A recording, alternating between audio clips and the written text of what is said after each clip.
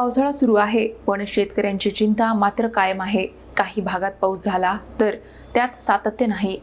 जमिनीतील ओलावा कमी होत असल्याने सोयाबीन, कापूस आणि खरीप पिकांना आता दमदार पावसाची प्रतीक्षा आहे. यंदाच्या पावसाळ्यात निसर्गाच्या लहरीपणाने बळीराजाची चिंता पुन्हा वाढवली आहे. पाऊस झाला, पण हवा तसा नाही.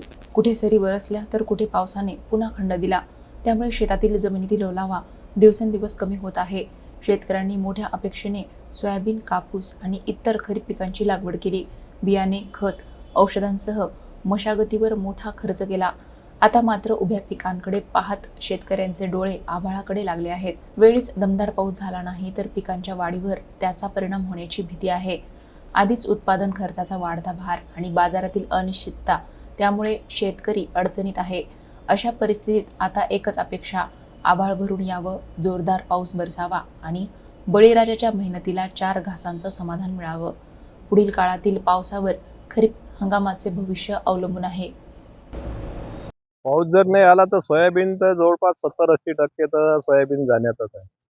ज्याच्याजवळ पाण्याची व्यवस्था आहे, पण ते विहिरीत पाणी नाही. पाण्याची पातळी अजून आमची वाढलेली नाही. त्यामुळे काहीच त्याले जर नाही, आम्ही सध्या निसर्गावरच अवलंबून आहोत. पावसाची वाट पाहून राहिलो. कपाशी पिकावर तर बुरशीजन्य आहे, मावा, तुडतुडे. मागेचे 2 स्प्रे मारले आम्ही, पण काही त्यात फरक नाही पडत. ज्यावेळेस पाऊस जोराचा येईल, त्याच वेळेस ते पराठी स्वच्छ होईल. पाऊस जर नाही आला 8-15 दिवसात तर जवळपास 60-70% उत्पादन म्हणजे बाद होते. सोयाबीन, कापूस जास्त आमच्या इकडे सोयाबीन, कापूसच जास्त आहे. त्याच्यावरच आमची हे आहे.